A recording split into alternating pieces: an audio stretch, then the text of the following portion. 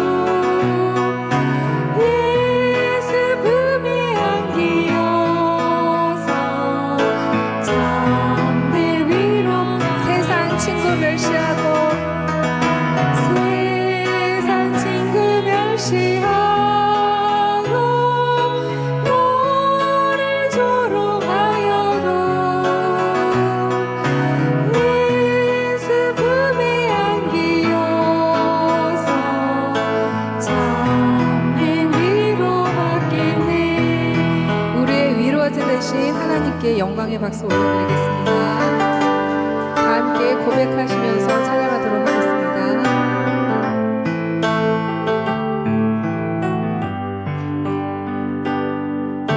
주여 우린 연약합니다. 우린 오늘을 힘겨워 합니다. 주 뜻 이루며 살기에 부족합니다. 우린 연약합니다. 주여 우리 연약합니다. 주여 우린 연약합니다. 우린 오늘을 힘겨워 합니다. 주 뜻 이루며 살기에 부족합니다. 우린 연약합니다. 한없는 주님의 은혜, 한없는 주님의 은혜,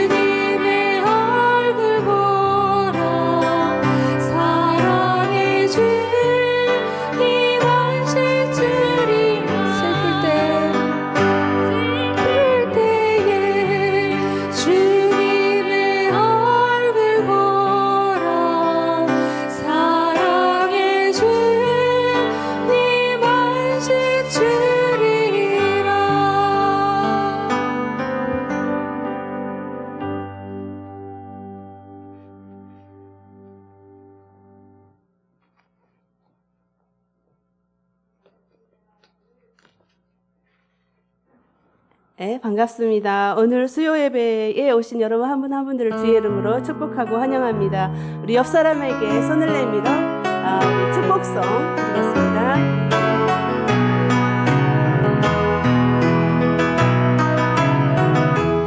은혜의 주님이 당신을 축복하고 사랑의 주님이 함께 하시네.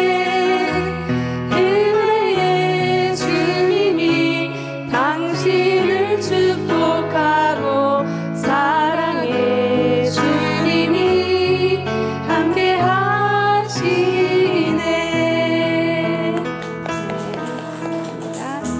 네, 광고 말씀 드리겠습니다. 광고 말씀. 예배 후에는 우리 강사님과 함께 이렇게 또 예찬을 드시면서 질문할 것이 있으면 또 질문해 주시고 우리 함께 교제하셨으면 좋겠습니다. 그리고 우리 강사님을 소개해 드리겠습니다. 우리 이번에 코나 열방대학교의 성경 연구 과정을 이수한 YM 코나 KSBS 아울리치 팀이 세 분 와주셨습니다. 한번 일어서서 감사합니다. 거의 2주간 정도 오사카에서 이렇게 사역을 하시게 됩니다. 여러분들 같이 또 친하게 또 같이 지내주시면 감사하겠습니다. 또 세 분 중에서 오늘은 강두경 선교사님께서 말씀을 전해주시겠습니다. 우리 큰 박수로 모시겠습니다.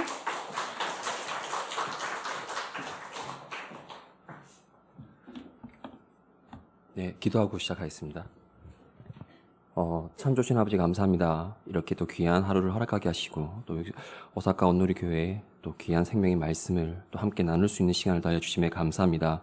하나님, 저희가 하와이 코나에서 아버지 9개월 과정을 끝내고 하나님께서 부르시는 이 땅, 일본 땅 가운데에 오게 하셔서 하나님, 정말 이 온누리 교회에 필요한 말씀이 있다면 하나님 부족한 저의 입술을 통하여 이들에게 전하시고자 하는 말씀을 잘 전할 수 있도록 인도하여 주시옵소서. 듣는 우리 오사카 온누리 교회 성도님들 마음 가운데에도 항상 그 말씀이 심령 가운데에 심어지게 허락하여 주시옵고 항상 들릴 것들, 필요한 것들을 하나님께서 눈과 귀와 입술을 열어주시기를 간절히 기도합니다. 이 모든 순간순간들을 성령께서 인도하여 주시기를 원하오며 이 모든 이도 살아계시는 우리 주 예수 그리스도의 이름으로 기도드렸습니다. 아멘. 안녕하세요. 예. 저는, 제 소개부터 해야겠죠? 예, 저는 부산 사람이고요. 예, 저 수용로 교회에 다니고 있습니다. 예, 그리고, 저희가 얼마 전에 올해 1월부터 9월까지, 하와이 코나, KSBS라고 코리안 바이블, 66권을 9개월 동안 저희가, 훈련받는 과정이 있거든요. 예, 그 과정을 마치고 저희가 이제 아우리치로 와서 첫 번째 사역지가 저희가 나가사키에 있는 고토섬이라고 이제 거기 한 6일 정도 있고, 그리고 타라미 교회라고 이제 문목 교회, 예, 거기 한 6일 정도 있고, 그다음에 나가사키 교회, 나가사키 침례 교회에 저희가 한 6일 정도 있었습니다. 그리고 어제 아래 오사카에 도착해서 어제는 저희가 조금 가볍게 데이 오프를 하면서 오사카를 누리려고 했으나 저희가 지친 여정으로 숙소에서 나가질 않았습니다. 그래서 오늘 처음으로 오사카 공기를 처음 마셔봤는데 너무 아름다운 것 같습니다. 그리고 이렇게 또 귀하게 온누리 교회에서 저희를 초대해 주셔서 정말 감사드립니다. 고맙습니다. 저희들이 하는 것은 말씀 그대로 성경 66권을 저희가 다 보는 거거든요. 근데 그렇다고 해서 신학처럼 저희가 이렇게 깊게 보는 건 아니에요. 저희가 어떻게 말씀을 읽어야 되는 건가, 우리가 말씀을 보는 시각과 그리고 말씀을 듣는 것을 어떻게 들어야 되는 것인가를 우리 스스로가 하는 걸 배우는 거거든요. 우리가 이때까지는 저희가 이제 목사님을 통해서 사경회를 통해서 말씀을 배워왔고, 그리고 목사님께서 깨달으신 것들, 주셨던 말씀들을 저희가 듣고 먹고 그래서 한 주간에 살아왔었잖아요. 하지만 이제는 오히려 하나님은 목사님을 통해서 여러분들께 아니면 저에게 전하시고자 하는 말씀을 하시지만, 이제는 하나님이 여러분 각자 한 명 한 명에게 다이렉트로 전하기를 원하시는 마음이 있으세요. 그래서 그것이 우리가 어떤 과정 가운데에서 가장 필요한 것이 무엇인가 했을 때는 결국은 말씀을 통해서 하나님이 나에게 주시는 어떠한 그 깊은 말씀이 무엇인지를 저희가 알아야 된다고 생각을 하거든요. 근데 저희가 이 SBS 과정 자체가 그냥 저희가 큐티처럼 읽고 이렇구나라고 끝나는 것이 아니라 결국은 이 성경이라는 것이 이스라엘의 어떤 역사서를 비유를 하잖아요, 사실은. 그 역사에 대해서 어떤 역사서고, 어떤 시대적 상황이고, 배경이고, 누가 나오며, 어떻게 이 말씀이 써왔는지를 저희가 하나씩 배우는 걸 저희가 이 SBS 과정을 꼭 중요하게 생각하고 있습니다. 그래서 그걸 알고 보는 것과 모르고 보는 것은 완전히 차원이 다르거든요. 그래서 저희가 이제 그런 과정을 9개월 동안 거치고 이제 저희가 묵상하고 생각하고 그런 것들을 스스로가 이제 적어가면서 또 누군가에게 또 이 말씀 66권을 또 가르칠 수도 있는 기회가 생기면 또 가르치고 그리고 제대로 된 올바른 어떤 성경을 읽는 과정들을 저희가 하나씩 전달하는 훈련을 받은 거였거든요. 그래서 오늘 제가 이제 여러분께 제가 66권 중에 이제 시편을 제가 기도하면서 준비했던 말씀은 이제 시편입니다. 시편이고 시편 여러분들이 다 알고 계시는 말씀이십니다. 보니까 이 온누리 오사카 교회 계단에 올라왔더니 시편 23편 1절에서 6절 말씀이 올라와 있더라고요. 참 순간 깜짝 놀라면서도 진짜 뜻이구나라고 생각하고 제가 좀 마음을 편하게 왔습니다. 왜냐하면 여러분들이 다 아시는 말씀이니까요. 그래서 제가 여러분께 감히 제가 공부해 왔던 그 말씀 중에 시편 23편 1절에서 6절 말씀을 같이 함께 공부하듯이 나누면서 들어주셨으면 감사하겠습니다. 여러분들은 성경을 다들 1독 이상은 하셨잖아요. 맞죠? 1독 안 하신 분들이 없을 거라고 생각합니다. 그래서 우리가 창세기부터 요한계시록의 말씀을 살펴보면 참으로 놀랍고 참 위로가 되고 때로는 격려가 되며 참 좋은 말씀들이 굉장히 많잖아요. 그리고 읽기만 해도 참 도전이 되고 그리고 참 감격스러운 말씀들이 굉장히 많습니다. 그러시죠? 그리고 여러분들 마음 가운데에 나는 이 말씀은 너무 생각이 나. 나는 이 말씀만 생각만 해도 너무 힘이 나라는 말씀들이 있으실 거예요. 분명히. 저도 있거든요. 때로는 낮의 해가 너를 상하지 않게 아니하며 밤의 달도 너를 해치지 아니하리로다. 시편 121편 6절 말씀. 내가 세상 끝날 때까지 항상 함께 있으리라. 마태복음 28장 20절 말씀. 내가 너를 내 손바닥에 새기고 이사야서 49장 16절. 내가 너를 구속하였고 내가 너를 지명하여 불렀나니 너는 내 것이라. 이사야서 43장 1절 말씀 등등. 정말 우리가 주옥 같은 말씀들이 굉장히 많잖아요. 그래서 창세기부터 요한계시록에 있는 하나님의 말씀들을 하나씩 살펴보면 참 정말 위로가 되고 격려가 되고 도전이 되며 지금 여기 계시는 분들이 한국에서 오셔 이민 생활하신 분도 있으실 것이고 또 제1동포도 있으시고 굉장히 때로는 좀 힘든 생활도 많으실 건데 그 힘든 생활 가운데서 그 말씀을 보았을 때에 때로는 그것이 위로가 되고 또 희망이 되고 또 치료가 되는 경우가 굉장히 많으시잖아요.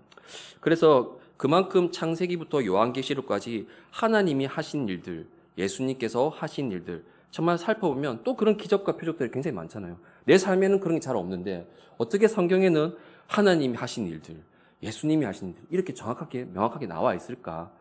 그러면 또 예를 들면 예수님께서 행하신 또 기적과 표적 중에 우리가 흔히 알고 있는 오병이어, 보리떡 5개와 물고기 2마리 5,000명을 먹이시고 때로는 죽은 나사로를 살리시고 그리고 배고픈 과부를 먹이시고 그리고 세상에 버려진 소외당한 자들을 세리 같은 사람들, 과부들을 만져주시고 때로는 아무도 사람들 찾지 않는 때로는 어떤 한 마을에서 배척당하는 그런 나병 환자들을 치료해 주시고 직접 찾아가셔서 그들을 안아주시는 또 그런 사역들을 많이 하셨잖아요. 예수님께서.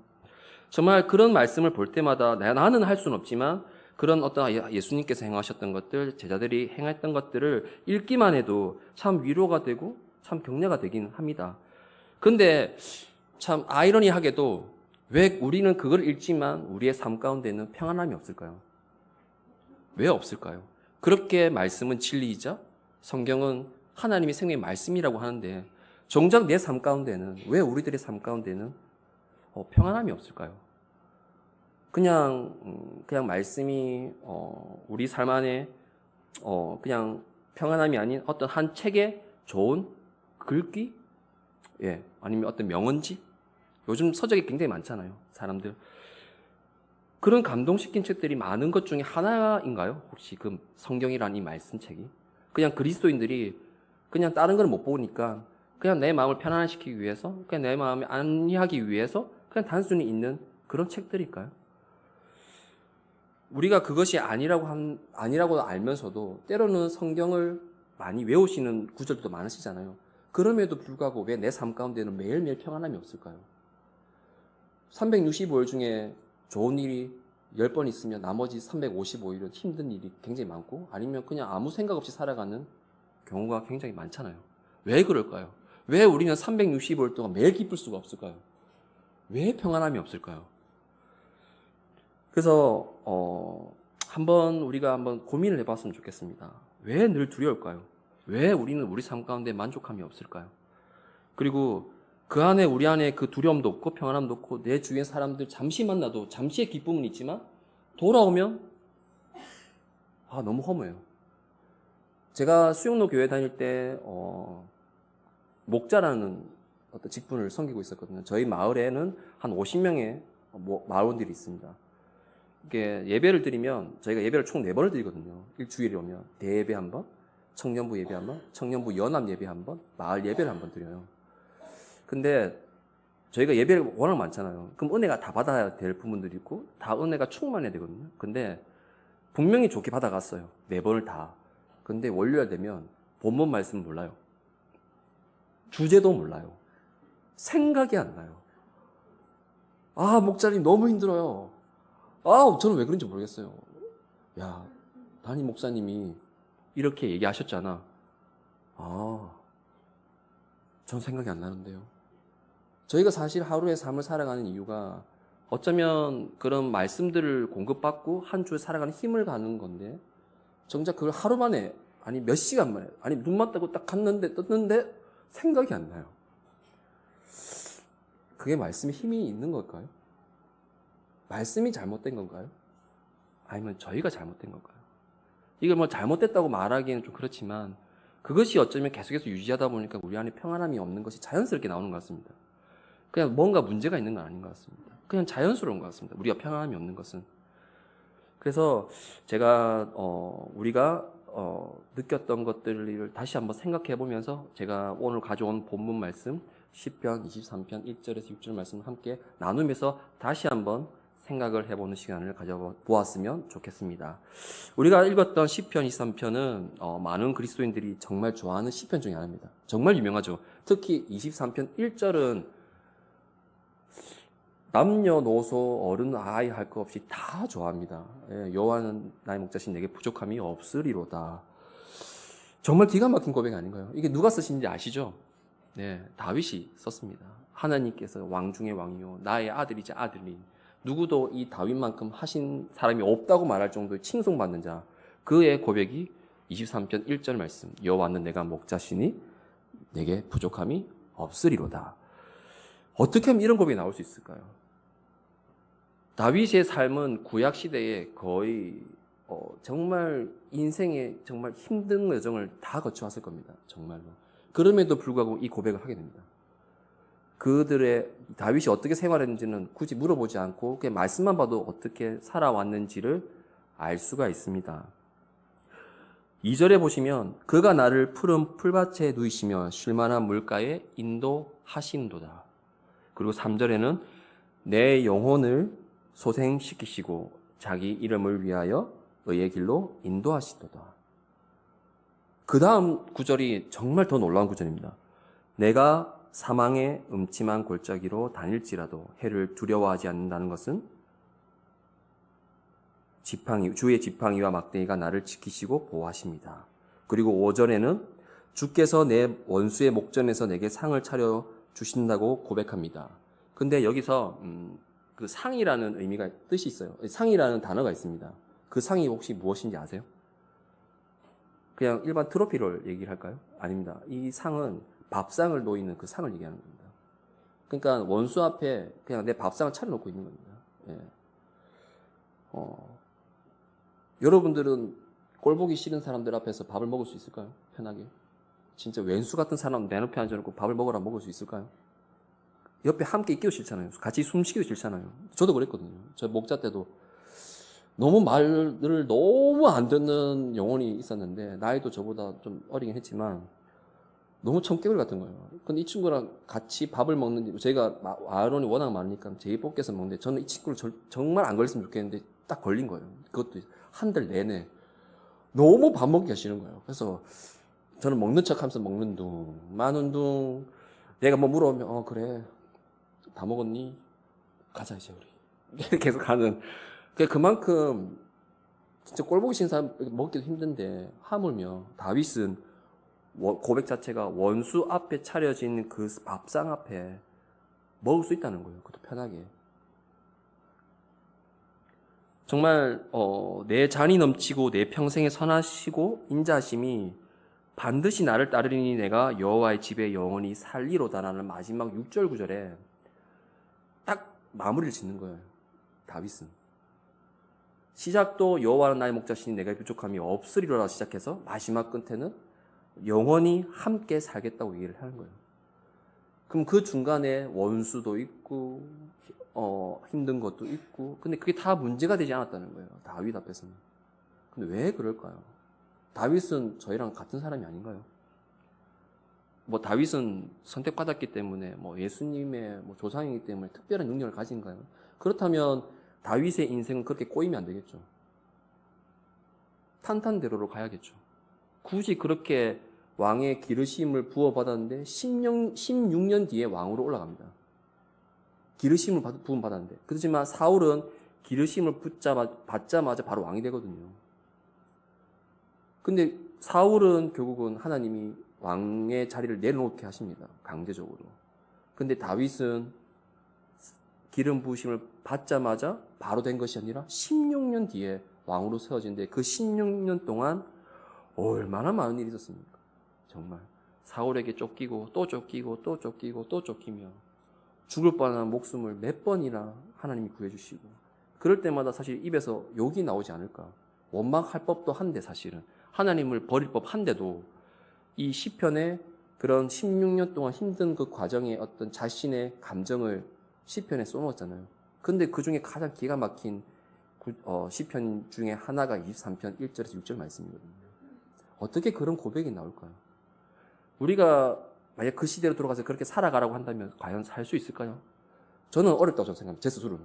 저는 절대 못 살 것 같습니다. 여기에 너무 익숙해져 있어가지고 그렇게 막 광야에서 막 돌고 막 굶어가면서 저는 그렇게 못 할 것 같거든요. 오히려 그냥 죽으면 죽었지.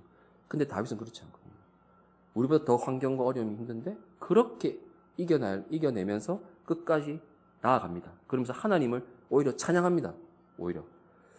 그래서 다윗이 그냥 입으로만 시편에 나와 있던 그 고백이 아니라 정말 진심으로 고백한 그 다윗의 고백처럼 우리도 과연 그런 진심 어린 하나님 앞에 그런 고백을 해본 적이 있을까요? 라고 한번 제 스스로에게 물어본 적도 있었습니다.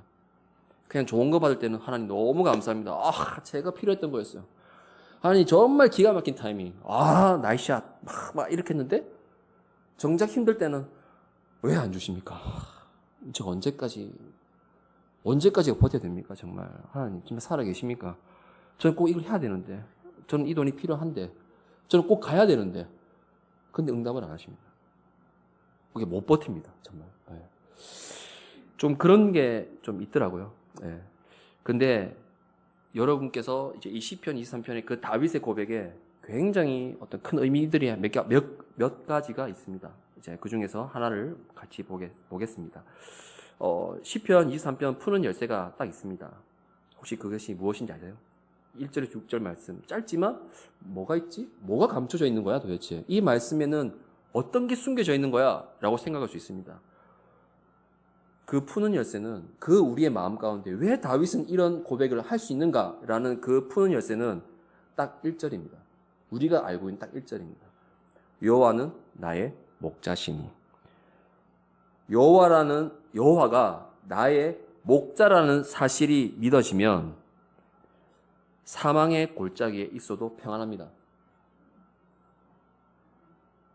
하지만 내가 아무리 예배를 매주 출석하고 아무리 높은 직급과 직분을 섬기고 그리고 헌금을 아무리 많이 해도 하나님이 목자라는 사실이 믿어지지 않으면 내가 있는 곳이 정말 스위스 로잔처럼 정말 푸른 초원이자 막 알프스 산맥을 보는 정말 아름다운 곳이라고 할지라도 불안합니다. 뭔가 걱정이 생깁니다. 뭔가 내 마음 가운데 자꾸 흔들리게 됩니다. 딴 생각하게 됩니다. 그래서 이 20편, 23편 1절에서 6절 말씀의 키포인트는 1절 말씀입니다. 여호와가 나의 목자라는 사실이 믿어지면 어떤 상이 다가와도 어떠한 힘든 일이 몰려와도 그냥 게임 끝입니다. 아무 문제가 안 됩니다. 근데 그 말씀이 믿어지지 않으면 푸른 초장이든 내가 이 시편 말씀이 나와 있는 것처럼 쉴만한 물가로 가든 인도해 주시든 내 주변에 나를 해하려고 하는 원수가 없다 할지라도 불안할 수밖에 없고 두려워할 수밖에 없고 빼앗길 것 같아서 계속 초조해질 수밖에 없습니다. 그렇다면 여호와는 나의 목자시니라는 이 구절이 어떤 의미인지 아시겠습니까? 이걸 한 단어로 말씀하면 결국 믿음입니다. 우리는 믿음을 하나님을 믿는 것이라고는 머리로는 알고 있지만 정작 믿는 것과는 다른 생활을 생각을 합니다. 첫 번째는 예배를 잘 출석하는 것. 두 번째는 교회에서 열심히 구제사역을 하는 것. 세 번째는 헌금을 굉장히 많이 하는 것. 하지만 이것이 믿음과의 연관은 있을 수도 있겠죠. 하지만 내 마음 가운데 하나님과 나와의 관계 안에서의 그 믿음은 탄탄하게 될 수는 없습니다. 하나님이 그렇게 해라고 성경에 나와 있지도 않거든요. 다윗도 이 시편 23편 1절에서 6절 말씀에 열심히 사역해라, 열심히 예배를 드린다, 내가 하나님 열심히 찬양했다, 그런 말 나와 있지 않습니다. 그냥 딱 한 구절로 끝냈습니다. 여호와는 나의 목자시니 내가 부족함이 없으리로다. 돈이 없어도 부족함이 없을 수 있을까요? 내가 아무것도 없어도 부족함이 없을 수 있을까요? 내가 사랑하는 자녀가 내가 부모든 자녀든 원하는 대학, 직장에 못 들어간다고 부족함이 없을 수 있을까요? 엄청 불안합니다. 너무 힘들어요. 이놈의 새끼가 12년 공부시켰더니 대학은 못 들어가고, 이놈의 새끼 대학 졸업시켜놨더만 취업은 안 되고 딴 길로 새고 있고, 너무 힘들잖아요. 근데 여호와 나의 목자시니 내가 부족함이 없으리로다. 그 고백이 나올까요? 이 상황 가운데. 저는 솔직히 나오기 힘들지 않을까 싶습니다. 오늘 누가 진짜 이 믿음으로 한번 하나님께 고백하는 사람이 있었으면 좋겠습니다. 진심으로. 내 눈에 보이는 것이 아니라 내 눈에 보이지 않는 하나님을 찬양하는 것, 믿는 것. 그것이 입술로만 고백하는 것이 아니라 내 마음 가운데 우러러 나오는 그런 진심 어린 하나님 앞에 고백의 믿음을 한번 꼭 이 말씀을 통해서 여러분들이 하셨으면 좋겠습니다. 우리가 믿음이라는 것은 아까도 말씀드렸지만 눈에 보이지 않기 때문에 우리가 어떻게 할 수가 없습니다. 믿음이 과연 뭔가요? 어떤 제 수영로 교회에 있을 때에 완전 초신자, 정말 모태신앙도 아닌 어떤 한 영혼이 와서 저에게 물어봤습니다. 목자님, 믿음이 뭔가요? 그냥 횟수로만 잘하면 되는 건가요? 제 시간을 많이 쓰기만 하면 되는 건가요? 제가 가지고 있는 돈만 많이 쓰면 되는 건가요? 그럼 믿음이 생기나요? 그 믿음이 한번 생기면 없어지지 않나요? 뭐 강도는 없나요? 이렇게 물어보는 거예요. 저는 그렇게 한번 생각해 본 적이 없거든요. 그냥 한번 믿으면 끝. 열심히 하면 되지 라고 단순하게 생각했는데, 이 친구가 딱 그렇게 물어봤을 때 믿음의 강도가 있을 수도 있겠다라는 생각을 했습니다. 믿음의 강도가 약하면 약할수록 점점 우리는 하나님과의 거리가 점점 멀어진다고 생각하면 되는 것이고, 믿음의 강도가 세면 sel수록 하나님과 더 밀접해지고 가까워진다는 생각을 때로는 해봤습니다. 그렇죠? 하나는 예를 들어 보겠습니다. 한국에 차가 이제 많죠. 일본에도 굉장히 차가 많지만 현대차라는 브랜드가 있습니다. 그 중에 소나타와 그랜저라는 차가 있습니다. 여러분도 아시겠지만 소나타는 중형차고 그랜저는 대형차입니다. 근데 참 아이러니하게도 전체 길이는 얼마 차이 나지 않습니다. 한 50cm 해서 한 1m 정도 별로 차이가 나지 않습니다. 근데 등급은 다릅니다. 중형차와 대형차. 그리고 가격 차이도 많이 납니다. 크기와 외형과 내부는 옵션이기 때문에 내가 돈을 들이면 충분히 옵션할 수 있습니다. 근데 그 차들이 왜 다를까요? 왜 그 차들이 다를까요? 그리고 소나타가 올라가는 이 언덕이 하나 있는데, 예를 들어서 언덕이 하나 있는데 소나타는 정말 힘겹게 올라갑니다. 근데 그랜저는 그냥 올라갑니다. 왜 그럴까요? 그냥 단순히 비싼 차라서요? 비싼 차 좋죠, 비싼 차. 비싼 차가 좀 강하고 좋고 뭔가 조용하고 그럴 수 있죠. 하지만 단순히 그렇게 생각하면 안 되겠죠. 분명히 그 차를 만드신 분들의 이유가 있을 거잖아요. 그 이유는 하나밖에 없습니다. 그 차의 엔진입니다. 그 차의 엔진에 따라 그 차의 성능이 달라지는 겁니다. 그걸 우리 흔히 마력이라고 얘기를 하죠. 지금 차로는 cc라고 얘기를 합니다. 2500cc, 3500cc, 1000cc 차이 납니다. 그걸로 친다고 하면 마력으로 차면 거의 1000마리의 말이 다르다는 겁니다. 그럼 우리 믿음은 어떨까요? 믿음의 엔진을 여러분은 얼마나 가지고 계십니까? 1000cc를 가지고 계신가요? 2000cc를 가지고 계신가요? 믿음의 엔진은 2500cc를 가지고 계신가요?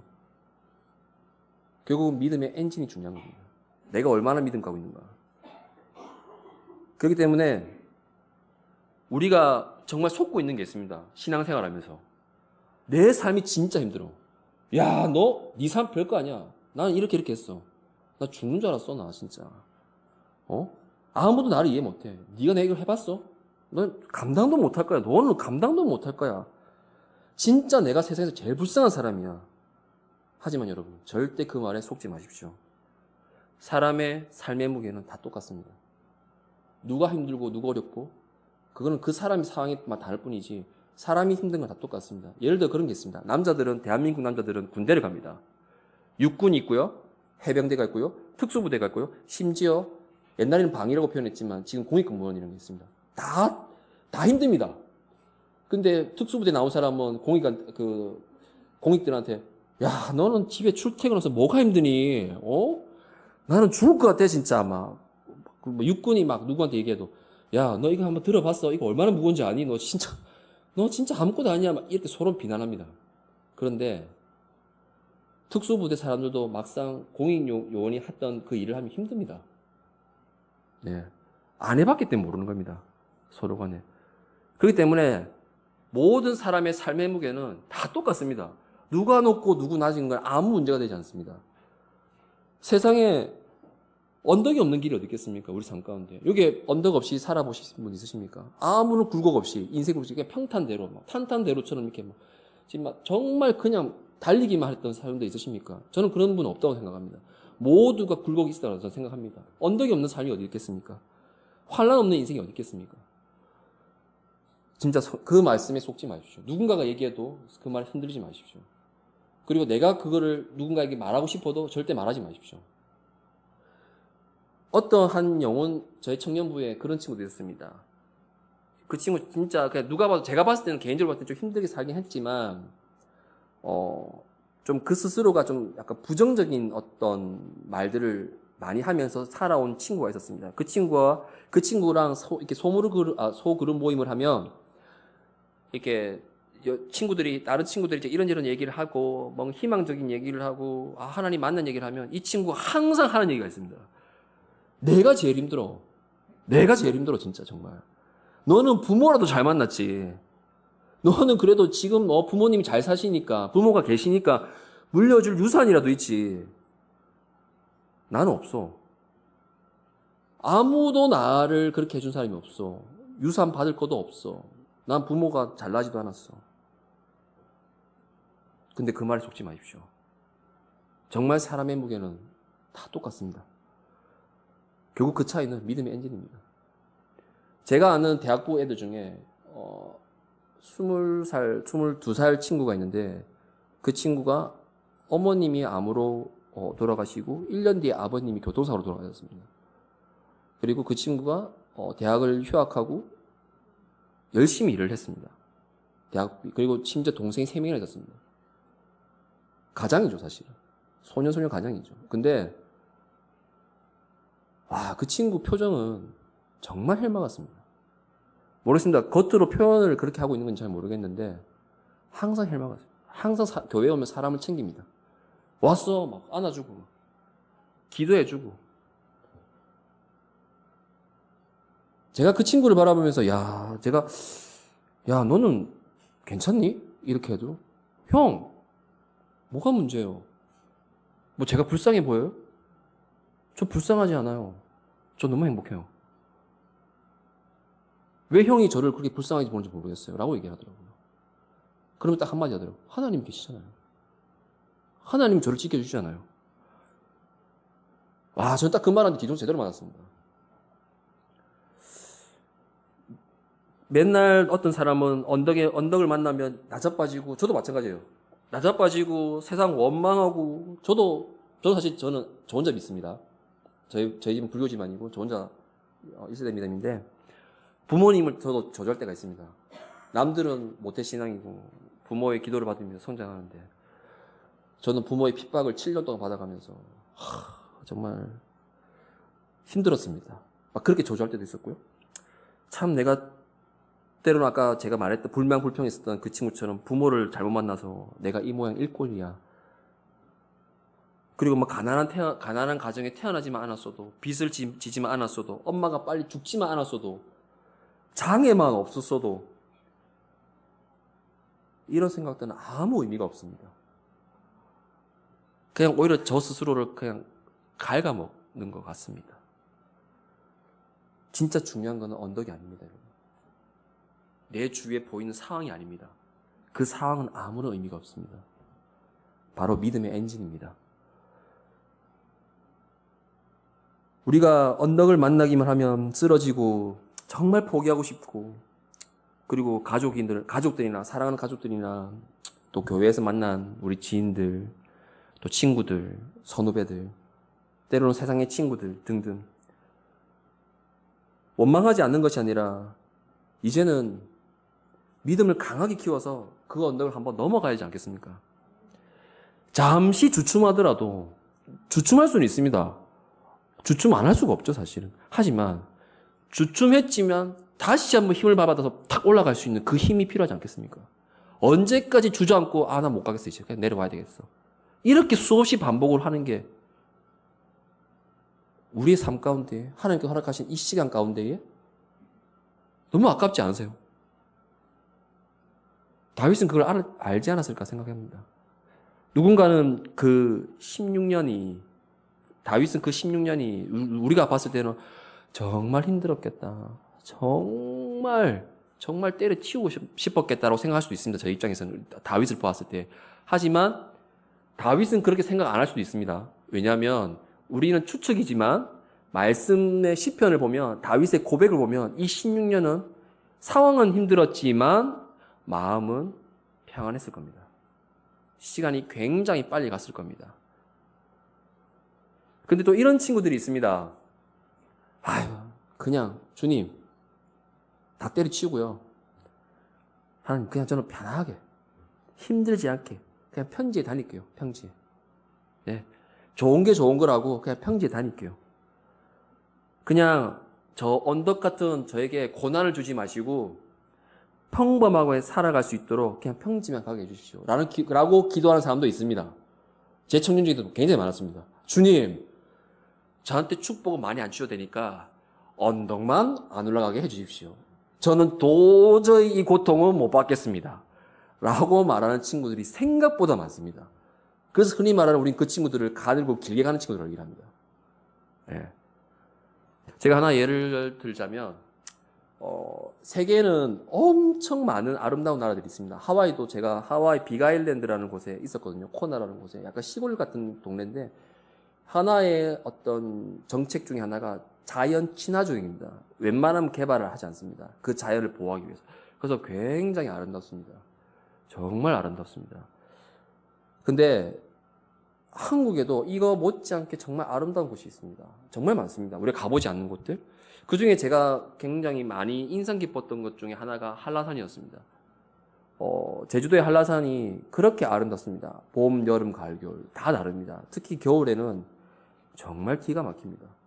특히 눈이 오고 나서의 그 풍경과 그 상황들은 이루 말할 수 없습니다. 정말 MSG 하나도 안 치고 정말 아름답고 정말 신비로우며 잊을 수가 없을 정도로 아직도 생각이 날 정도입니다. 제가 올라간 지가 한 6년 정도 됐거든요. 올라간 지가. 그런데도 아직도 생각이 납니다. 그리고 그곳에 올라가신 분들이 하나같이 그런 말씀을 하십니다. 와, 한국에도 이런 아름다운 곳이 있어? 이렇게 아름다운 곳이 있단 말이야. 이 가까운 곳에 굳이 돈이 많이 들지 않아도 그렇게 감탄하시는 분들이 생각보다 많습니다. 그래서 제주도의 한라산에 겨울만 되면 올라가시는 분들이 굉장히 많습니다. 그리고 한라산이 올라가다 보면 그 중간 언덕에 보면 오름이라는 곳이 좀 있습니다. 그 오름에 호수 하나가 있거든요. 근데 그 호수에 저희가 한라산 정상까지 올라가려면 새벽에 출발해야지만 당일로 갔다 올 수 있습니다. 근데 그 새벽에 올라가면 그 호수에 안개가 자욱합니다. 근데 그 모습을 직접 보신 분들은 다 그렇게 얘기합니다. 말로 형용할 수 없는 아름다움. 정말 숨이 탁 막힙니다. 거기에 발걸음이 자연스럽게 멈추게 됩니다. 그리고 정말 우리는 삶을 굉장히 바쁘게 다니잖아요. 주위에 쳐다보지도 못할 정도로. 근데 거기서는 자연스럽게 딱 멈추게 됩니다. 그리고 거기를 주위를 두리번 거리면서 그 아름다움에 취합니다. 그리고 그 중간중간 호수 가운데에 이름이 짓지 않는 꽃들이 굉장히 많습니다. 근데 그 꽃들이 새벽 이슬에 딱 맺혀서 딱 향기를 맡아보면 어떠한 우리가 쓰고 있는 향수 못지않게 굉장히 향기로운 향기가 납니다. 그리고 그것을 끝나고 올라가다 보면 그 꽃들에 올려져 있는 그 눈들이 있잖아요. 그 눈들이 그 하나의 작품입니다. 제가 살고 있는 부산에서는 절대 볼 수 없는 장면입니다. 예, 절대 볼 수 없는 장면입니다. 근데 이런 아름다움을 멀리서 올라가지도 않고 멀리서 본다면 그런 구체적인 어떤 상황들을 볼 수 있을까요? 그냥 내가 평지에 다니고 싶다. 저는 산에 올라가는 걸 너무 싫어요. 저는 그냥 기다리고 있겠어요. 그럼 그런 사람들은 사진으로만 보고 유튜브로만 봅니다. 근데 그 사진과 유튜브가 그 모든 아름다움을 다 담을 수 있을까요? 향기를 맡을 수 있을까요? 내가 감탄사를 부를 수 있을까요? 절대 없습니다. 결국은 올라가야 됩니다.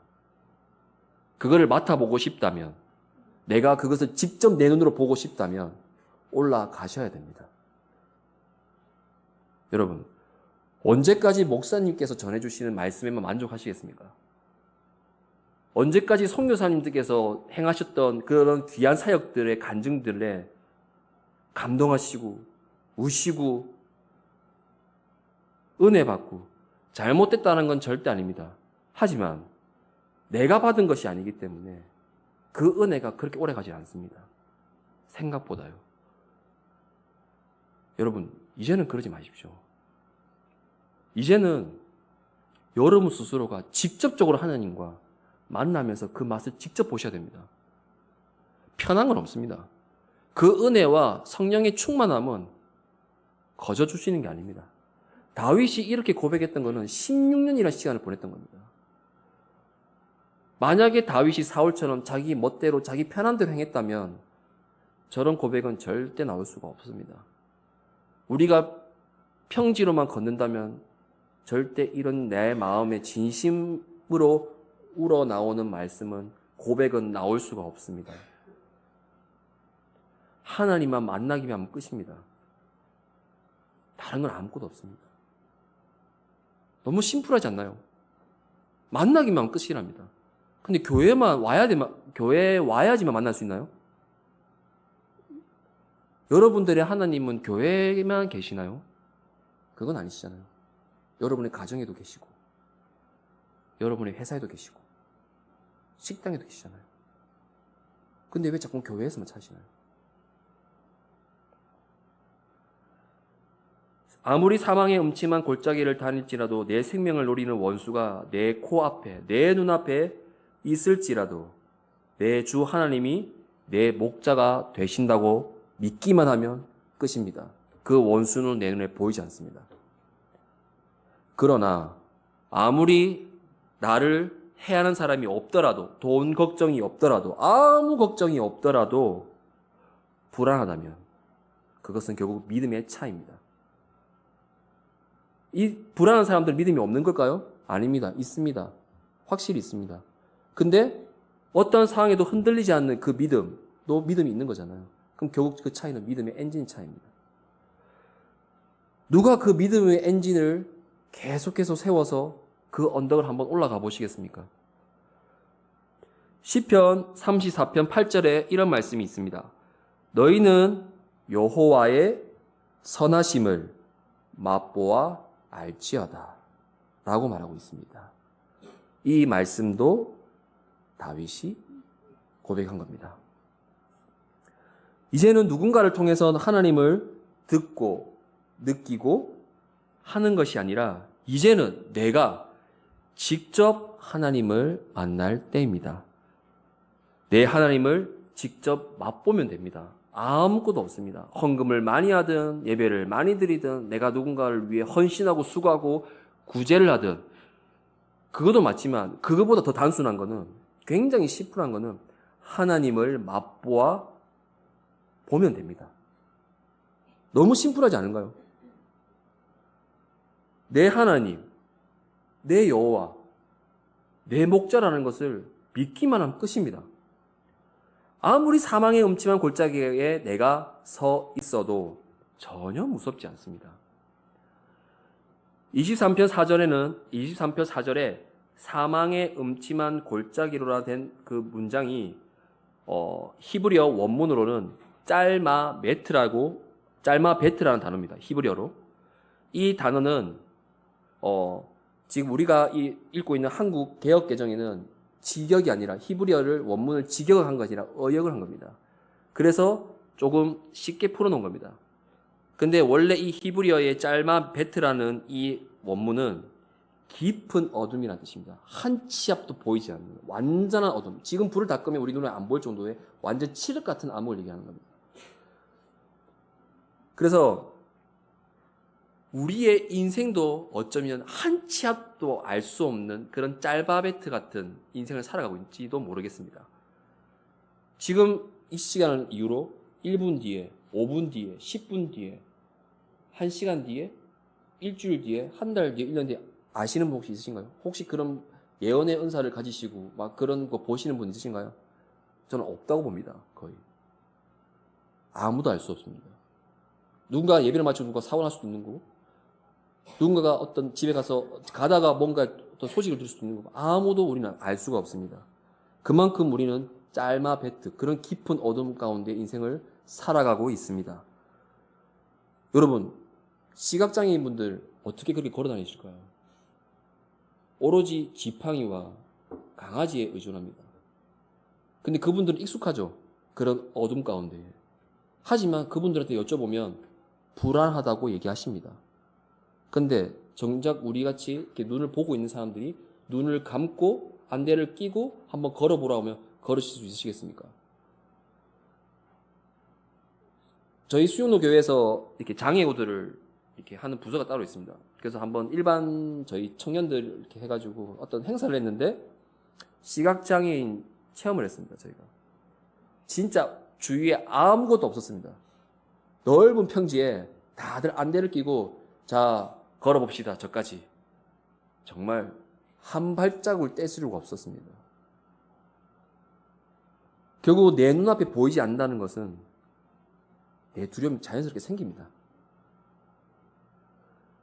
내 앞에 뭐가 있는지, 내 옆에 뭐가 있는지, 내 뒤에 누가 나를 밀까? 전혀 알 수 없기 때문에 그 방금 말했던 짤마 베트 같은 상황입니다. 그리고 혹시나 누군가 배려해서 제가 혹시 손을 잡아줘도 될까요? 그 사실은 시각장애인들이 힘들 때 도와주는 게 굉장히 쉽지가 않습니다. 그럴 수밖에 없겠죠. 이 사람이 나를 도와준다고 말은 했지만 나를 어떻게 할지 모르는 거잖아요. 내가 뭘 믿고요, 그 사람이.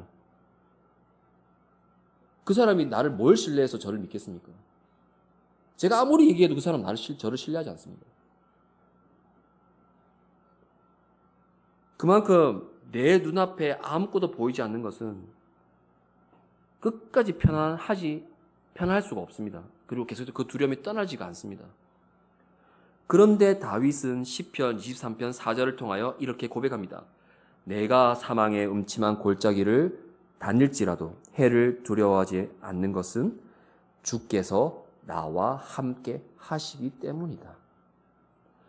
결국은 다윗의 이 고백이 여호와가 나의 목자라는 것을 확실히 믿고 있었고, 그리고 그분이 어떤 분인지를 명확하게 알고 있었으며, 그분이 나와 함께하고 있다는 것을 분명하게 알고 있었기 때문에 평안해질 수 있다고 고백하는 겁니다.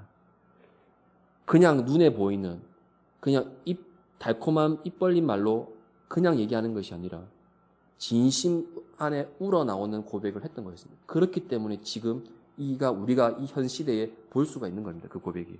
만약에 거짓 고백이었다면 하나님이 과연 이 말씀을 남겨놓으셨을까요? 저는 그렇지 않다고 생각합니다. 다윗은 분명하게 그런 삶을 살았을 겁니다.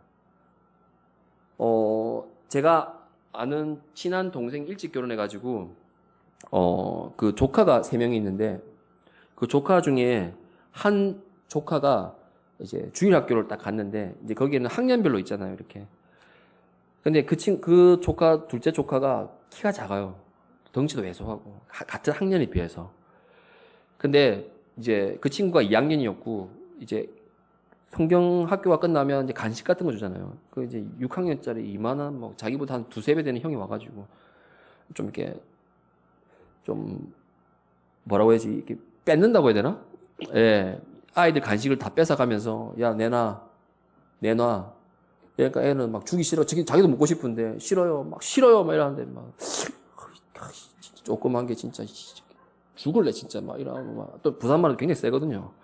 죽을래, 진짜. 정신 안 차리나, 내가 누군지 아나? 이러면, 애들은, 이러면, 줘요, 이렇게. 무슨 나비 받듯이, 이렇게.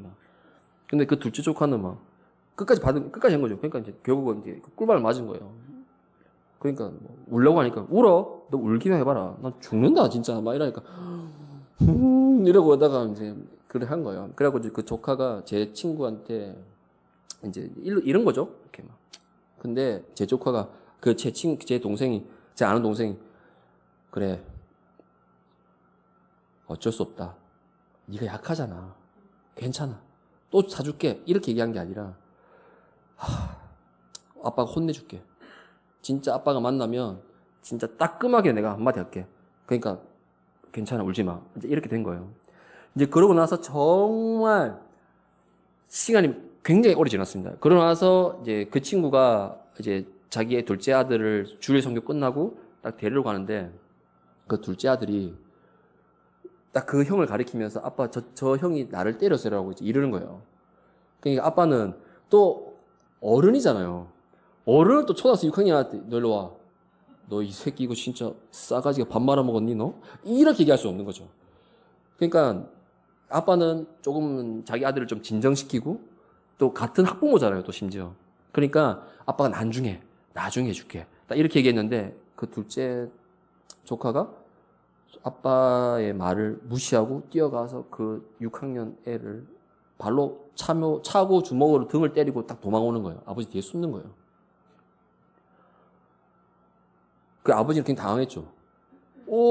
저러면 안 되는데 이렇게 했는데 벌써 아이는 뛰어가고 발로 차고 이러면서 막 메롱메롱 하면서 아빠 뒤에 숨는 거예요. 근데 6학년이 아무 말도 못 하는 거예요.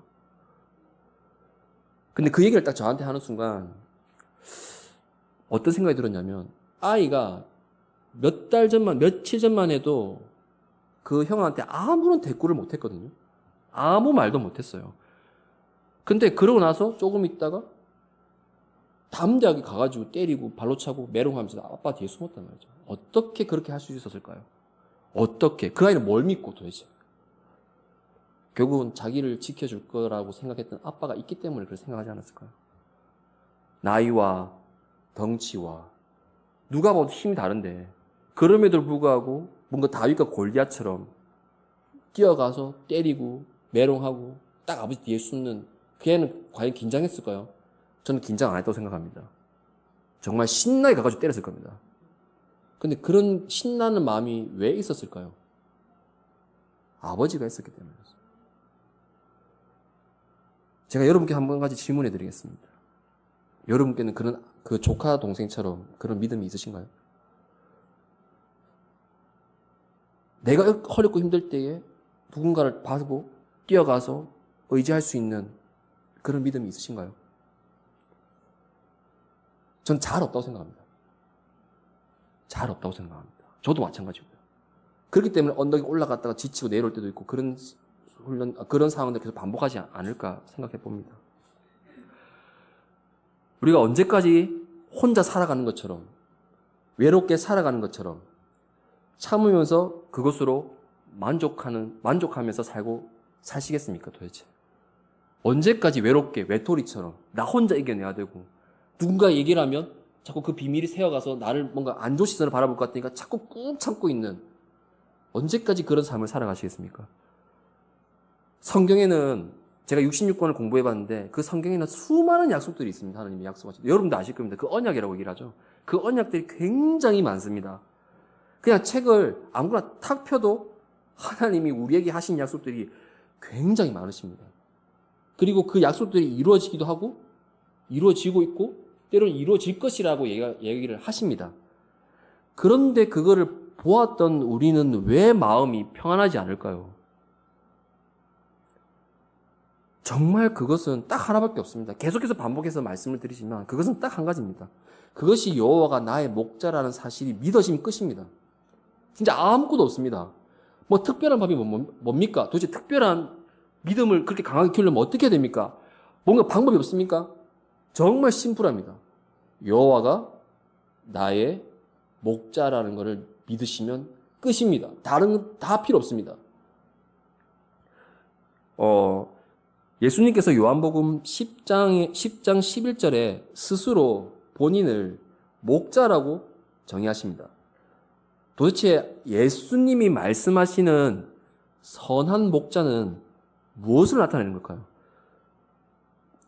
우리가 한번 보도록 하겠습니다. 요한복음 10장 11절에 보면 스스로 그 목자를 정의하시는데 그 목자를 자기의 양들을 위하여 목자의 생명을 버리는 것이라고 예수님이 요한복음 10장 11절에 말씀하고 계십니다. 이거는 누가 얘기한 게 아닙니다. 예수님 스스로가 정의하십니다. 그분이 우리의 목자라는 사실을 여러분 알고 계셨습니까? 다 알고 있으시죠? 그분은 우리와 함께 계십니다. 그분은 우리를 도와주고 싶어 하십니다. 그분은 우리를 붙들어주고 싶어 하십니다. 예수님이 인간의 고통을 아실까요? 모르실까요? 혹시 예수님께서 겟세마네 동산에서 기도하신 걸 알고 계시나요?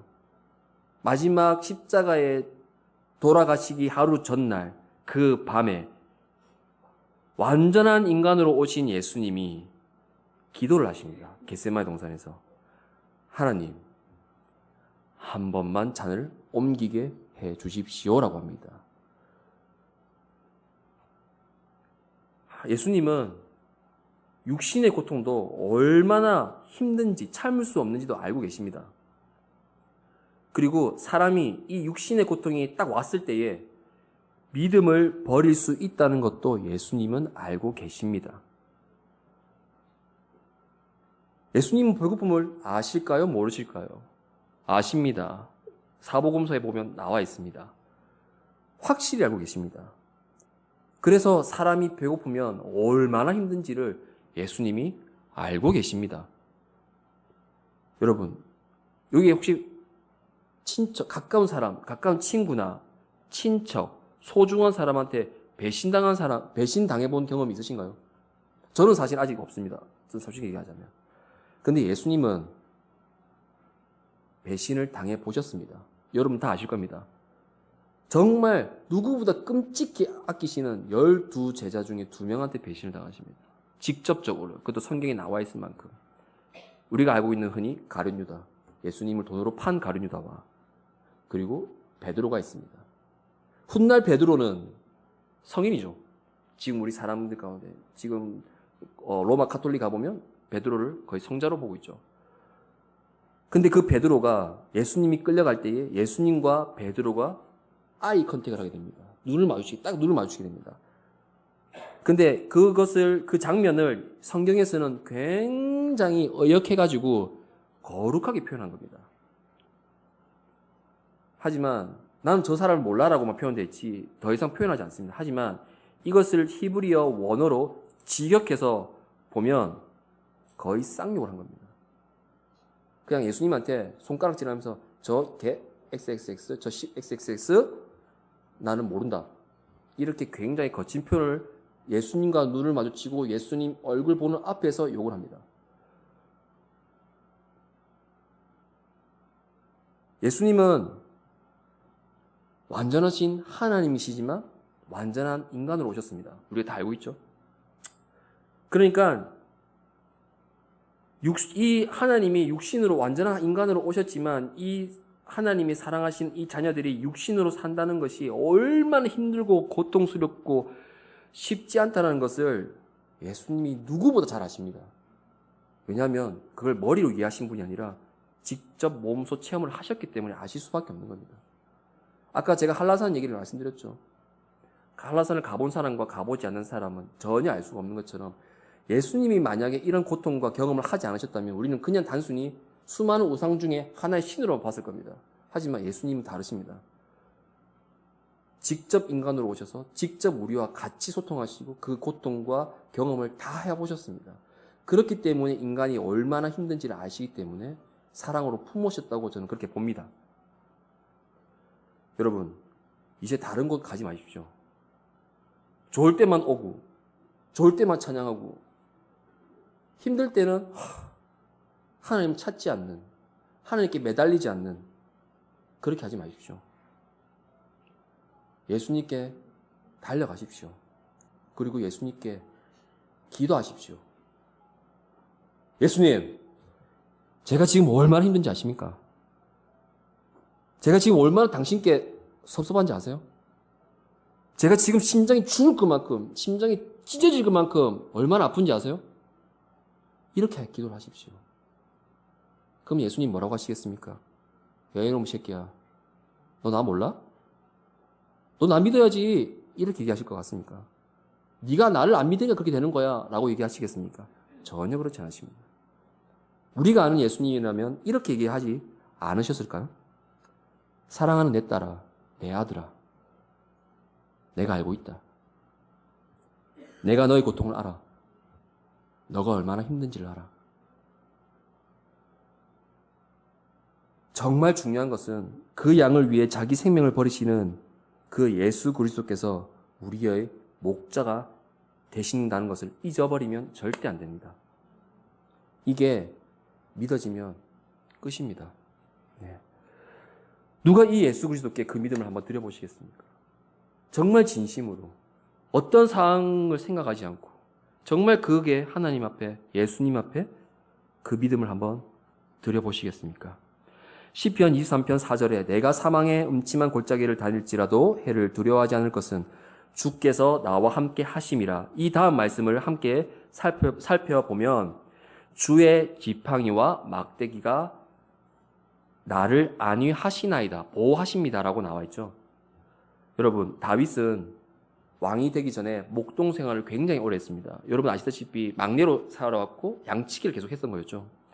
그래서 다윗은 누구보다 목동의 습성을 알고 있습니다. 그래서 목동은 지금도 이렇게 터키나 이스라엘에 가보면 목동들이 양을 칩니다. 네, 저도 얼마 전에 터키 아우리치를 갔다 왔는데 거기에 이제 한번 들리게 돼서 보게 되었는데요. 그 목동들이 양을 칠 때에 꼭 두 손에 지팡이와 막대기를 항상 지니고 다닙니다. 항상. 막대기는 지팡이와 다르게 좀 짧고 굵습니다. 그리고 곤봉처럼 생겼습니다. 그리고 그것을 우리가 흔히 말하는 굵은 막대기로 표현하는데요. 나무로 만들어져 있습니다. 나무로. 근데 이 막대기의 역할이 뭐냐면 양을 풀어놔요. 이렇게 초원에. 그러면 양이 먹고 있을 때에 늑대나 이리들이 그 양을 생명을 노리는 짐승들이 나타났을 때에 목자가 멀리 있을 수 있잖아요. 그래서 달려가면서 그 곤봉 같은 막대기를 던집니다. 쫓아내는 거죠. 그래서 그 막대기를 통해서 양들을 지키고 보호합니다. 근데 지팡이는 깁니다. 뭐 그림에서 보면 아시겠지만 이렇게 지고 다니잖아요. 이렇게. 근데 일반 지팡이처럼 직선으로 되어 있는 게 아니라 끝에는 갈고리로 되어 있습니다. 그 갈고리가 어떤 역할을 하냐면 양은 후각과 청각은 굉장히 좋습니다. 그래서 자기 목동의 말을 기가 막히게 구별할 줄 압니다. 하지만 단점은 시력이 굉장히 좋지 않습니다. 그러니까 짤마메트처럼 눈앞에 1m도 보지 못합니다. 그래서 이게 여기가 낭떠러지인지 구덩이인지를 알 수가 없습니다. 그래서 낭떠러지나 구덩이에 양이 딱 빠지거나 걸려있을 때에 그 긴 막대기로 구부러진 거를 거꾸로 잡아서 양의 목을 딱 걸어가지고 당깁니다. 그래서 양의 목숨을 지키는 역할을 하는 겁니다. 양은 털이 많기 때문에 그런 갈고리를 목에 딱 걸면 바로 걸립니다. 빠지지가 않습니다. 한번 딱 걸리면. 그래서 올립니다. 그래서 목동은 항상 양을 칠 때에 지팡이와 막대기를 가지고 다닙니다. 그렇기 때문에 다윗은 하나님을 목자라고 표현할 때에 지팡이와 막대기를 표현한 겁니다. 그냥 단순히 쓴 말이 아닙니다. 다 의미가 있고 다 이유가 있는 겁니다. 우리가 만약에 다윗이 목동이라는 사실을 알지 못했다면 지팡이와 막대기가 왜 필요할까라고 생각할 수 있는 부분이죠. 하지만 알고 있기 때문에 그 목동의 습성을 우리가 배우면 그래서 지팡이와 막대기가 나를 지키는 데 사용되는구나라고 알고 있는 겁니다. 이것이 사실은 저희가 배우는 SBS에서 이런 거를 저희가 이렇게 배우는 겁니다. 예. 어쨌든 주의 손에 지팡이와 막대기가 나를 안위하신다고 합니다. 다윗은 그렇게 고백합니다. 보호하신다고 합니다. 나를 지키십니다. 나를 보호하십니다. 나를 인도하십니다라고 말하고 있습니다. 그러니까 하나님이 우리의 목자이고 하나님이 손에는 지팡이와 막대기를 가지고 있다고 얘기를 하는데 여러분께 한번 질문을 드려보겠습니다. 정말 하나님 손에 지팡이와 막대기가 가지고 계신가요? 우리는 하나님을 영으로 알고 있잖아요. 지금 육신에 있는 게 아니라. 근데 어떻게 다윗은 막대기와 지팡이를 표현했을까요? 도대체 다윗이 이해하는 하나님이 자기를 보호하기 위해 하나님의 손에 들려있는 그 지팡이와 막대기가 무엇일까요, 도대체? 무엇을 얘기하고자 한 걸까요, 도대체? 근데 다윗은 그걸 정확하게 알고 있었을 겁니다. 정확하게 알고 있었기 때문에 이걸 표현하지 않았을까요? 그래서 하나님이 막대기와 지팡이를 자기 자신을 지켜준다고 이 말하는 것을 그냥 뭔가 암호처럼 나만 알고 있으면 돼. 이렇게 쓰지는 않았을 거란 말이죠. 그렇다면 과연 이것이 무엇인지를 한번 생각해 보자는 겁니다. 과연 지팡이와 막대기가 뭘까? 다윗이 정말 말하고자 하는 지팡이와 막대기는 무엇일까라고 생각하면서 제가 계속 말씀을 드려보겠습니다. 시편 57편에 보시면 다윗이 사울의 군대를 피해 동굴에 숨어 들어가는 장면을 고백하는 게 있습니다. 다윗은 이렇게 고백합니다. 시편 57편 1절에 하나님 나 영혼이 주께로 피하되 주의 날개 그늘 아래에서 이 재앙들이 지나가기까지 피하리다라고 고백을 합니다. 여기서 또 질문이 또 생기죠. 궁금하게 생기죠. 하나님에게 날개가 있나요? 천사만 우리가 흔히 상상을 떠오르면 천사 날개가 있는데 하나님은 날개가 있으신가요? 하나님은 아까도 말씀드렸다시피 영이십니다. 근데 다윗은 또 이렇게 고백합니다. 이 모든 환난과 폭풍이 다 지나기까지 내가 주께 비해 주의 날개 아래 있겠습니다라고 고백을 합니다. 시편 57편에. 그렇다면 다윗이 이해한 하나님이 자기를 보호하시는 데 사용하고 있는 그 날개가 도대체 무엇을 얘기한 걸까요? 도대체 그 주의 날개가 무엇인가요? 다윗이 피하려고 하는, 자기를 보호하려고 하는, 자기를 지키고 보호하고 안위하시는 주의 손에 들려있는 지팡이와 막대기와 주의 날개, 뭔가 암호같이 표현을 하고 있습니다. 근데 그냥 단순히 암호라고 하기에는 우리가 알지 못하면 아무런 의미가 없는 거겠죠. 근데 이것이 나타나 있다는 것은 분명하게 이게 무엇인지를 이 말씀 안에 드러내고 있다는 겁니다.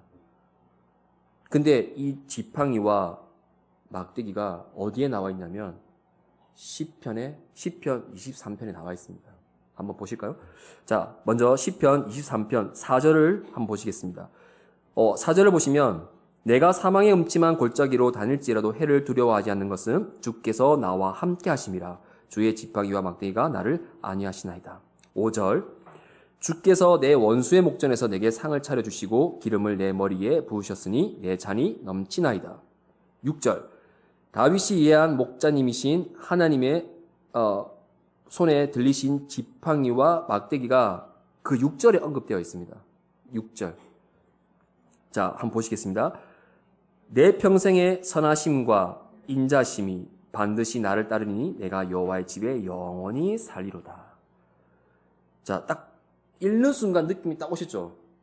다윗이 이해한 목자이신 하나님의 손에 들려있는 그 지팡이와 막대기, 그것이 6절에 뭐라고 나와 있나요?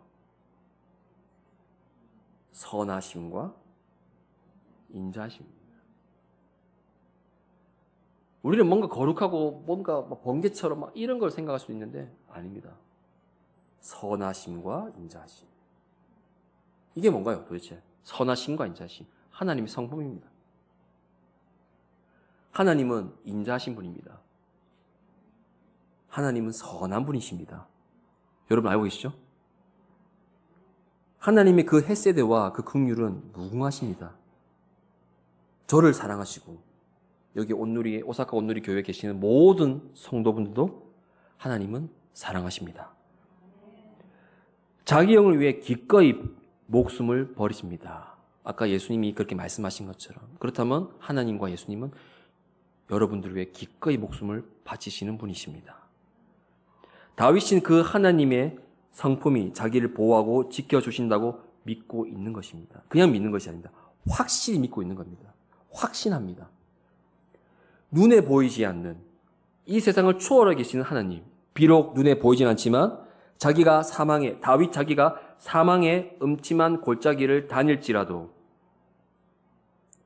하나님은 그 선하심과 인자심으로 그 긍휼과 풍성한 은혜가 그 다윗을 지키고 보호하실 것이라는 확신이 있었던 겁니다. 그 확신은 곧 믿음으로 연결되는 겁니다. 우리가 한번 이런 다윗의 그런 고백을 한번 해보고 싶지 않으세요? 그냥 딱 한 번 끝내고 하는 고백이 아니라 1분 1초 매일 360일 이런 고백을 한번 해봐야 되지 않을까요? 시편 23편 1절 6절 말씀은 다윗이 하나님께 올려드린, 전 제가 생각했을 때는 최고의 고백이라고 생각합니다. 여호와는 나의 목자시니 내게 부족함이 없으리로다. 참 제가 이 시편을 공부하면서 정말 마음이 들었습니다. 정말 다양한 마음이. 과연 나는 하나님 목자이신 것을 절대적으로 신뢰하고 믿고 있는 건가? 내가 온전히 믿고 의지하며 내가 지금 부족함이 없는 것인가? 이렇게 한번 생각해 보았습니다. 제가 성경을 공부한 이유가 뭘까? 왜 공부하고 싶은 건가? 저는 사실 성경을 공부한 이유는 딱 한 가지였습니다. 제가 목자 때 저희가 사랑 모임을 하면 성경을 저희가 담당 목사님이 주제로 하신 그 성경 구절을 가지고 저희가 말씀을 나눕니다. 근데 전혀 지식이 없습니다. 성경의 지식도 없고요. 말씀의 지식도 없고요. 의미도 모르고요. 그냥 단순히 문자로만 봅니다. 그래서 항상 나누는, 소그룹에 나누는 항상 그 나오는 얘기는 항상 그겁니다. 저는 저번 주에 무엇을 했고 힘들었고 이번 주는 다시 안 하기로 하나님 앞에 맹세했습니다. 그리고 제가 이 말씀을 통해서 하나님 앞에 기도를 열심히 해야겠다고 다짐했습니다. 이렇게 얘기합니다. 그것이 변하지 않습니다. 그 믿음이 힘이 있을까요? 성경을 그렇게 읽지만 아까도 제가 초반에 얘기했던 것처럼 성경이 그렇게 생명의 말씀이자 내 인생의 길의 좌표이자 내가 살아가는 에너지라고 그렇게 고백을 하는데 정작 그것이 발동이 되지 않습니다. 그래서 저는 일반 직장을 다니다가 성경을 공부해야겠구나. 그냥 단순히 그걸로만 끝난 게 아니라 저는 아까도 말씀드렸다시피 저는 믿음의 세대가 아니기 때문에 제가 누군가와 결혼했을 때에 제 자녀에게만큼이라도 제대로 가르치자. 그래서 공부한 겁니다. 근데 막상 9개월 단 공부하면서 느낀 건 딱 하나입니다. 지식은 의미가 없다. 하지만 어느 정도 지식은 있어야 내가 하나님을 더 깊게 친밀하게 알 수 있다. 하지만 성경을 알지 못하면 친밀해질 수가 없다. 여러분은 저를 신뢰하십니까? 여러분 저를 얼마나 알고 계십니까? 여러분들은 저를 그냥 YM, 코나, 하와이에서 왔고 SBS 9개월 했고 부산에서 왔다는 정보밖에 알 수 없습니다. 그 정보로만 여러분 저를 신뢰할 수 있으십니까? 절대 그럴 수 없을 겁니다. 저도 마찬가지입니다. 그렇다면 하나님은요? 하나님의 성품을 얼마나 알고 계시고 느끼고 계시고 고백하고 계십니까? 그 하나님의 무궁무진한 그 성품은 다 딱 한 군데밖에 없습니다. 예배요, 찬양이요, 기도요, 구제요, 그 모든 것이 다 한 곳에 있습니다. 성경에 있습니다. 그렇기 때문에 우리가 말씀을 봐야 되는 이유입니다. 제가 이제 말씀을 이제 마무리 하려고 합니다. 아까 제가 제 아는 동생의 조카 얘기를 했죠. 눈앞에 자기보다 큰 형을 만났을 때는 벌벌 떠다가 아버지가 있으니까 그 담대한 마음. 이제는 우리가 그런 담대한 마음을 좀 가져보는 게 어떨까요? 언제까지 목사님의 말씀에, 선교사님 말씀에, 저는 그게 나쁘다는 결단입니다. 당연히 들어야 됩니다. 예배이기 때문에. 하지만 거기에만 100% 의지하지 말라고 얘기를 드리고 싶은 겁니다.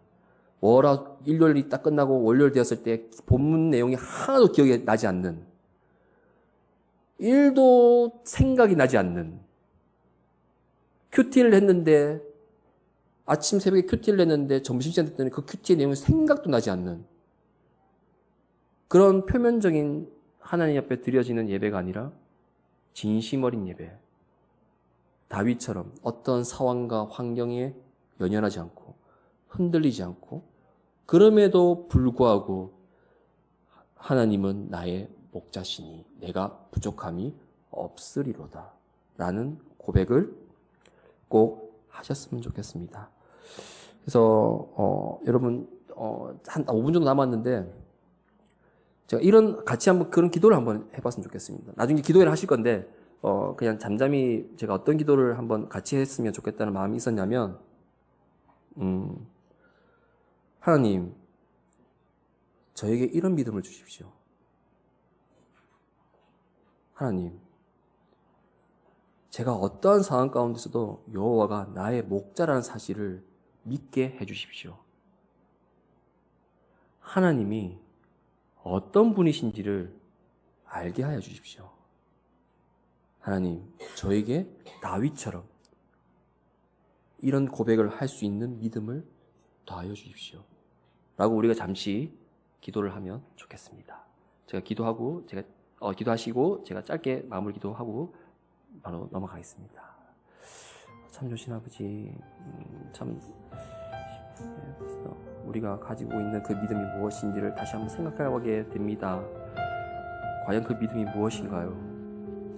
우리가 보이는 형식적인 믿음이라고 생각했던 것들이 어쩌면 하나님께서는 우리가 생각했던 믿음이 아니라 하나님께서는 정말 단순하게 여호와 나의 목자신 내게 부족함이 없으리로다 그 믿음만 하나만 고백한다면 아무런 그 믿음은 다 필요가 없다고 말씀하십니다.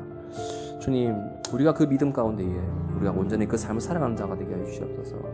저에게 온전한 믿음을 더하게 하여 주시옵소서. 정말 어떤 상황 가운데서도 여호와가 나의 목자시니 그 사실을 믿어지게 하여 주시옵소서. 하나님이 어떤 분이신지를 내가 알게 하여 주시옵소서. 나에게 온전한 그 믿음을 다하여 주시옵소서. 주님, 정말 좋을 때만 하나님을 찬양하는 것이 아니라 어떠한 어려움과 상황과 환란과 풍파가 와도 이 감사의 찬양은 계속해서 넘쳐날 수 있게 하여 주시옵소서. 주님, 나에게 이런 믿음을 더하여 주시옵소서. 이런 고백하는 자녀가 되게 하여 주시옵소서.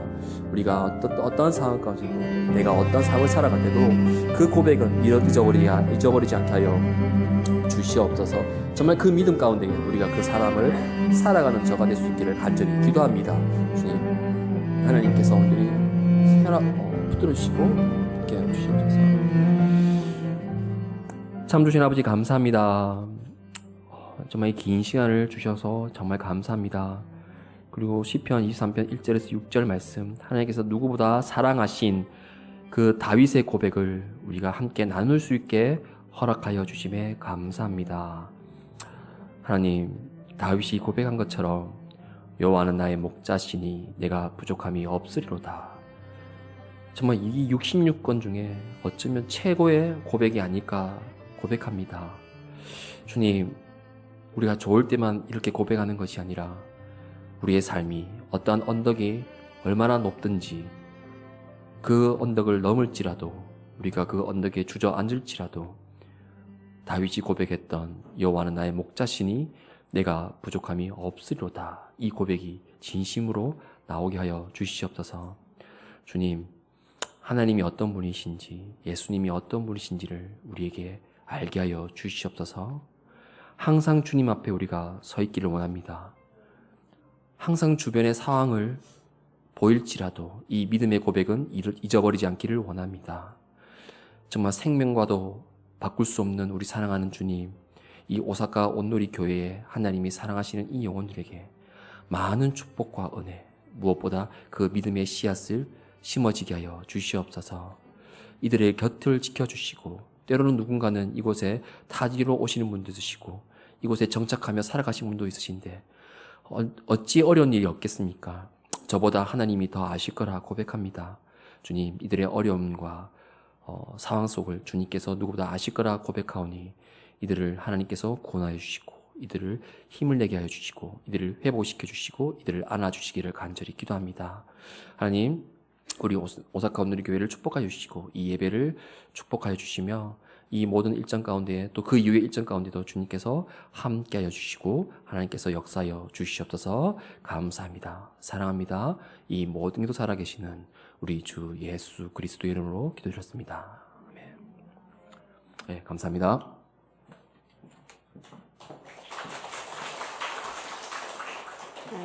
우리에게 꼭 필요한 말씀으로 또 이렇게 전해주신 우리 강두경 선교사님께 다시 한번 감사의 박수 올려드리겠습니다. 시간이 많이 지났지만 많이는 안 지났어요. 그래도 조금 지난 것 같습니다. 그래도 우리가 우리 같이 모였을 때에 같이 합심해서 중보기도 하는 것을 꼭 이 시간에 또 같이 기도했으면 좋겠습니다. 우리 같이 이 시간 한 마음 한 뜻으로 또 기도하는 시간 갖겠습니다. 특별히 이 시간에는 이렇게 환절기가 되고 또 질병으로 고생하는 분들이 계십니다. 그리고 노약자들, 그리고 오늘도 눈을 수술하시는 분들도 계시고 또 편도선을 수술하는 자녀도 있습니다. 우리 주님의 치유의 손길이 함께 하셔서 그 평안과 회복이 함께 하시기를 위해서 함께 아프신 분들을 위해서 또 수술하시는 분들을 위해서 함께 소리를 내서 함께 기도하겠습니다. 하나님 아버지 감사합니다. 주님께서 우리에게 정말 은혜를 허락하시고 우리에게 또 이렇게 숨을 쉬고 또 체력을 주셔서 하나님 호흡을 주셔서 이렇게 함께 모여서 주님께 찬양을 올려드리고 또 함께 아버지 한 마음으로 기도할 수 있는 중보할 수 있는 은혜를 주신 것을 감사합니다. 하나님 아버지 우리가 목자 되신 주님을 또 따라가면서 하나님 아버지 우리 주위에 있는 또 정말 연약한 분들을 또 함께 손을 내밀어 아버지 정말 함께 기도해주며 또 아버지 하나님 함께 주님을 따라갈 수 있게 해주시옵소서. 특별히 하나님 아버지 정말로 연약하시고 또 병 때문에 아버지 하나님 주님 앞에 나오고 싶지만 함께 예배드리고 싶지만 하나님 아버지 나오시지 못하시는 분도 계십니다. 하나님 아버지 또 마음이 외롭고 아버지 하나님 정말로 슬픈 우리 노약자분들도 계시고 또 오늘 수술을 하시는 우리 성도님들도 계십니다. 하나님 아버지 편도선을 수술하는 자녀에게도 하나님 주님의 치유의 손길이 함께 하시기를 간절히 기도합니다. 하나님 아버지 주님이 아버지 하나님 우리를 만드셨으므로 우리의 모든 아버지 하나님이여 조직을 아시고 아버지 우리 구조를 아시니 주님이 만져주시옵소서 고쳐주시옵소서. 하나님 주님의 회복이 있게 하여 주시옵소서. 주님 감사합니다. 이 시간에는 이 땅에 또 계속되는 전쟁이 그칠 수 있도록 정말 그곳에 주님의 안식의 그런 은혜가 부어질 수 있도록 정말 소중한 생명들을 앗아가고 또 파괴하는 전쟁과 분쟁이 계속해서 정말 아프가니스탄에 이어 러시아, 우크라이나 그리고 이스라엘과 팔레스타인까지 또 다시 일어나고 있습니다. 정말 모든 욕망과 복수와 그런 살인을 일삼는 그런 전쟁이 하루속히 그치게 하시고 정말 무고한 생명들이 해를 당하지 않도록 정말 주님께서 정말 인도하여 역사하여 주시기를 위해서 함께 기도하겠습니다. 하나님 아버지 주님이 아버지 하나님이여 정말로 이 모든 세상을 주님 정말로 평화롭게 아름답게 만들어 주셨는데 우리 인간은 아버지 하나님이여 그것을 지키지 못하고 주님 관리하지 못하고 하나님 아버지 정말로 스스로 파괴하며 스스로 아버지 하나님 정말로 미워하고 전쟁하는 그러한 아버지 하나님 어리석은 일을 정말 일삼고 있습니다. 하나님 아버지 주님 정말로 그런 아버지 하나님이여 욕심과 아버지 하나님이여 복수와 살인을 일삼는 그런 전쟁이 아버지 하나님 하루속히 그치게 하여 주시옵소서. 하나님 아버지 소중한 생명들을 앗아가는 그런 아버지 하나님 파괴하는 하나님 아버지 모든 아버지 환경과 또 아버지 하나님이여 식량 부족으로 아버지 하나님 정말로 고통당하고 있는 아버지 하나님 주님의 아버지 하나님 형상을 닮은 그런 아버지 하나님 많은 영혼들이 고통받고 있사오니 아버지 하나님 불쌍히 여기시고 아버지 하나님 하루속히 그 전쟁이 그치고 하나님이여 주님이 원하시는 그런 아버지 하나님 평화가 올 수 있도록 하나님 도와주시옵소서. 주여 아버지 하나님이여 주님의 아버지 하나님이여 그곳에 함께하여 주시옵소서. 주님이 아버지 하나님이여 정말로 도와주시옵소시고 아버지 하나님 해결하여 주시옵소서. 주님의 은혜가 그곳에 부어지게 하여 주시옵소서. 마지막으로 우리가 계속해서 기도하고 있습니다. 이 우리 교회 성전 이전을 위해서 기도하겠습니다. 우리 차세대가 예배 장소가 부족하고 또 이렇게 가파른 계단 등으로 이렇게 노약자분들의 많은 어려움이 있습니다. 그래서 우리 주님께서 가장 선하신 방법으로 좋은 장소를 주시고 또 이 교회가 정말 이 땅의 복음의 전초 기지로 사용될 수 있도록 그리고 또 비전 교회 컨퍼런스로 한국을 방문 중인 우리 김철희 목사님과 그 가족들의 영육간의 강건함을 위해서 우리 함께 이 기도 제목 생각하면서 기도하겠습니다.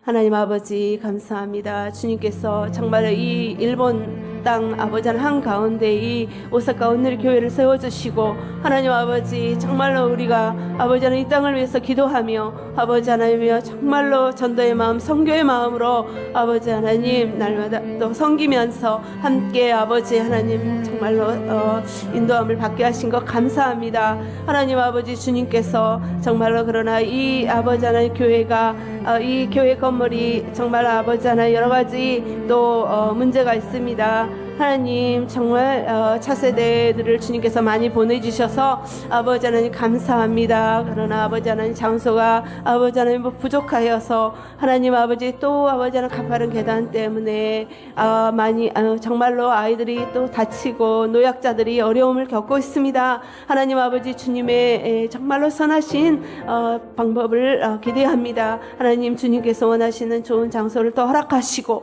하나님 아버지 정말로 이 교회가 아버지 하나님 안디옥회 교회처럼 하나님 복음의 전초 기지로 쓰임 받을 수 있도록 우리가 한 사람 한 사람이 아버지 하나님이여 이 땅에 아버지 죽어가는 영혼들을 아버지 하나님이여 주님 앞으로 인도하는 그런 아버지 하나님 영적인 아버지 하나님 정말 군사들이 될 수 있도록 하나님 도와주시옵소서. 아버지 하나님 오사카의 위의 지역부터 아래 지역에까지 온전히 아버지 하나님 이 땅이 복음화될 수 있는데 아버지 하나님 쓰임받는 이 교회가 될 수 있도록 주여 은혜를 베풀어 주시고 인도하여 주시옵소서. 주님의 선하신 일들이 이루어지는 것을 우리가 볼 수 있도록 주님 인도하여 주시옵소서. 감사합니다. 우리의 신실하신 목자가 되신 주님 감사합니다. 오늘 정말 다윗의 시편 23편을 통해서 정말로 우리가 또 잊고 있었던 목자 되신 우리 주님이 우리의 보호자 되심, 강하신 보호자 되심에 우리가 다시 눈을 뜨게 하신 것 감사합니다. 주님, 우리는 정말 상황과 문제에 불안하고 흔들릴 때가 많습니다. 열악한 환경과 문제가 있을 때 내가 제일 힘들다고, 너는 그것을 넘지 못한다고 절망하라고 불평하라고 하지만 하나님 아버지, 우리는 정말 주님을 그럴 때마다 목자 되신 주님을 바라볼 수 있게 해주시옵소서. 주님을 바라보고 보호하심을 믿게 하여 주시옵소서. 하나님 아버지, 특별히 이 땅에 많은 영혼들이 정말 거짓의 목자를 따라가고 있는 사람이 많습니다. 하나님 아버지, 정말 이 땅에 참 목자 되신 주님을 바라볼 수 있도록 참 하나님을 정말 발견할 수 있는 이 땅의 영혼들이 될 수 있도록 하나님 우리가 늘 기도하고 아버지 하나님 중보할 수 있도록 도와주시옵시고 아버지 하나님 주의 복음을 전하는 그런 데 쓰임 받을 수 있도록 주의 선한 일에 쓰임 받을 수 있도록 하나님 도와주시옵소서. 특별히 오늘 YM KSBS 팀 오늘부터 또 11월 1일까지 오사카에서의 사역을 잘 감당할 수 있도록 능력을 주시고 모든 사역들의 풍성한 기름 부음이 있기를 간절히 기도합니다. 모든 것을 주께 올려드리며 주님께 영광을 올려드리며 살아계신 예수님 이름으로 기도합니다. 아멘. 우리 주기도문으로 예배를 마치겠습니다. 하늘 계신 아버지, 이름이 거룩하게 하사 여김을 받는다. 뜻이 하늘에서 이룬 것 같이 땅에서도 이루어지이다. 오늘날 우리에게 일용할 양식을 주옵시고 우리가 우리에게 죄 지은 자를 사하여 준 것 같이 우리의 죄를 사하여 줍시고 우리를 시험에 들게 하지 마옵시며 다만 악에서 구하옵소서. 대개 나라와 권세와 영광이 아버지께 영원히 있사옵나이다. 아멘.